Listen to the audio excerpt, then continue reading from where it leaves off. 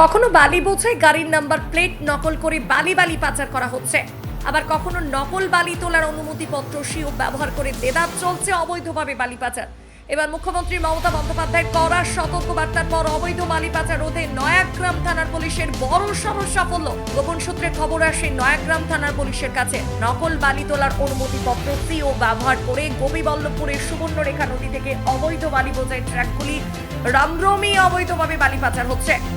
বৃহস্পতিবার রাতে খবর পাওয়া মাত্র নয়াগ্রাম থানার আইসি সুদীপ ঘোষালের নেতৃত্বে বিশাল পুলিশ বাহিনী নয়াগ্রাম থানার নয়াগ্রাম কালী মন্দির চত্বরে রাজ্য সড়কের উপর নাকা চেকিং চালিয়ে অবৈধ 4টি বালি বোঝাই ট্রাককে আটক করল পুলিশ।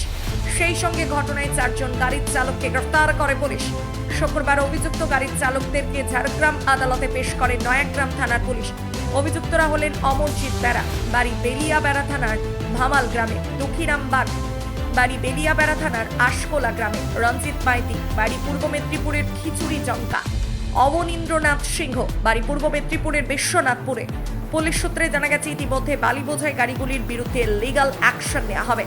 বালি বোঝাই ট্রাকগুলির কাছে কোনো রকম অনুমতি ছিল না, নকল বালি তোলার অনুমতিপত্র সিও ব্যবহার করা হয়েছিল।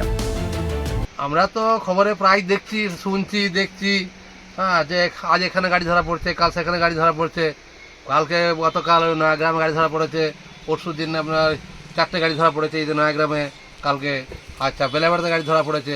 বিভিন্ন ক্ষেত্রে দেখা যাচ্ছে যে গাড়িগুলোর ওই যে বালি নিয়ে যাচ্ছে তার সিওটাই হচ্ছে ডুপ্লিকেট, বা অনেক সময় দেখা যাচ্ছে একই নাম্বারে 4টে গাড়ি যাচ্ছে, নাম্বার প্লেট চেঞ্জ করে যাচ্ছে।